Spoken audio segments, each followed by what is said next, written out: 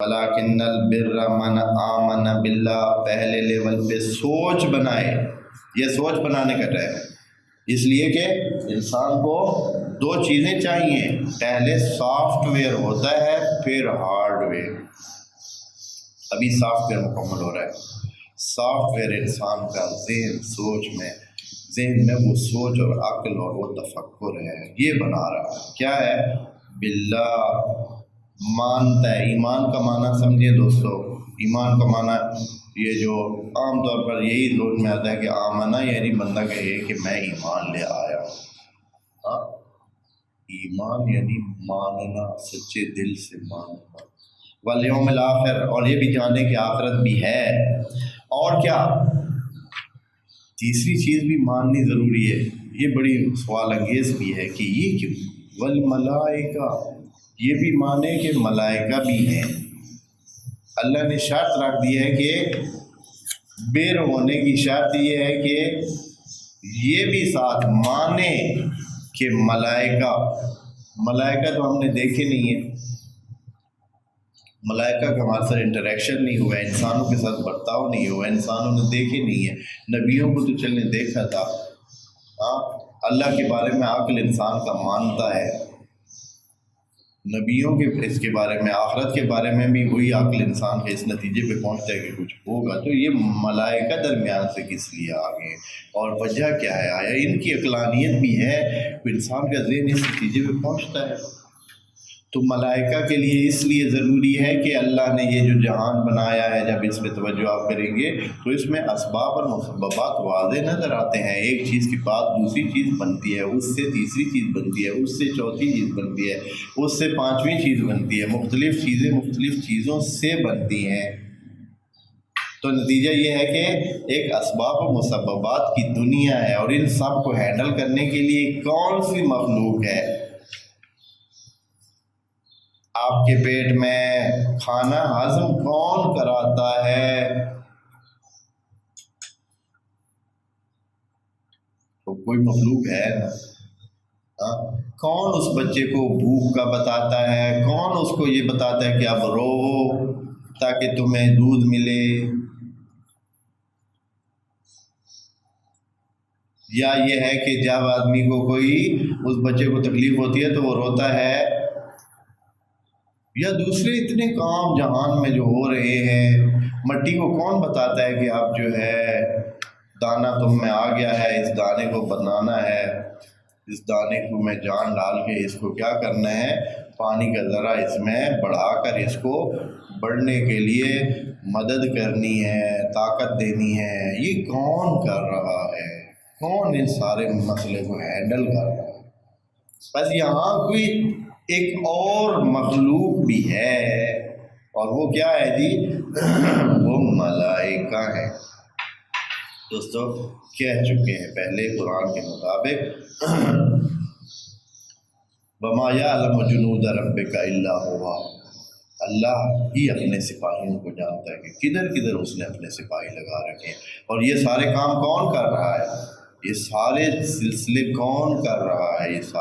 یہ بادلوں سے بارش کون برسا رہا ہے؟ یہ پانی کو اوپر کون لے جا رہا ہے؟ یہ کس نے بادلوں کو روکا ہوا ہے؟ یہ کون بادلوں کو چلا رہا ہے؟ پتہ نہیں کتنے ایکشن اور ری ایکشن، عمل اور رد عمل اس جہان میں ہو رہا ہے۔ اس کو کون آگے پرت، اگلی پرت میں کون لے کے جا رہا ہے؟ کیا ہے؟ تو یہ ساری مخلوق ایک مخلوق چاہیے جو کہ کھربوں اربوں خربوں پتہ نہیں کتنی مخلوق ہوگی۔ جب اللہ کی مخلوق جو ہمارے سامنے ہے وہ اربوں خربوں میں ہے، تو جو ان کو ہینڈل کرنے والے ہیں وہ کتنے ہوں گے؟ اس لیے ملک کا معنی بھی پہلے عرض کر چکے ہیں، ملکہ من اولکا، من اولکا کو کہتے ہیں ملک۔ ملک یعنی جس کو الگ کیا گیا ہو، جس کو رسالت دی گئی ہو، جس کو ڈیوٹی دی گئی ہو، جس کو کوئی کام سونپا گیا ہو، اس کو کہتے ہیں ملک۔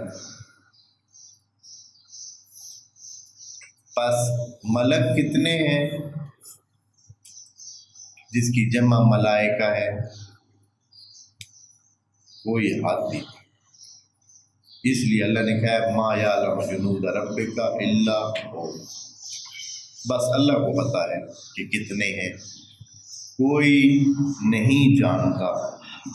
ان کو بھی ماننا پڑے گا۔ بس یہ کیوں کہا ملک ہونے کی، کیوں اللہ نے ضروری سمجھا کہ یہ بھی ایمان کا حصہ ہو، اس سافٹ ویئر کا، وہ جو آپ کے ذہن کو اور سوچ کو بنانے کا حصہ ہے، اس میں سے اللہ پر ایمان، آخرت پر ایمان اور ملائکہ پر ایمان، اس لیے کہ یہ اللہ کے رب العالمین ہونے کی دلیل ہے۔ یہ نہیں کہ اس نے بنایا ہے، آخرت ہوگی، درمیان میں کچھ بھی نہیں، درمیان میں اس کا واسطہ نہیں ہے، نہ ملائکہ کا ذکر کر کے یہ کہنا چاہے کہ وہ رب العالمین ہے۔ یہ نظام کو چلانے کا کام جو ہے وہ ملائکہ کے اس پر ہے، کیونکہ قرآن میں بار بار ملائکہ کو مختلف انداز میں مختلف کاموں میں بتایا گیا ہے کہ یہ کام وہ کر رہے ہیں، یہ کام وہ کر رہے ہیں، اور عرش رب کو حامل کرنے والے ہیں، یعنی اس کائنات کے انتظام کو وہ سنبھالنے والے ہیں، وہ اتنے ہیں اور اتنے ہیں اور اس طرح کے ہیں، مختلف کام ان کے بتائے گئے ہیں۔ تو یہ وہ ملائکہ ہیں۔ پس ملائکہ پر ایمان خدا کی ربوبیت اور خدا کے رب العالمین ہونے پر ایمان ہے۔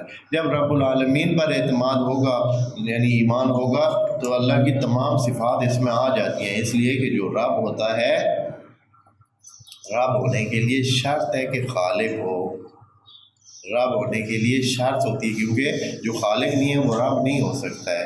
رب ہوگا تو خالق ہونا ضروری ہے، جو خالق ہو تو اس کے لیے ضروری ہے کہ وہ عالم بھی ہو، مرید بھی ہو، مدرک بھی ہو۔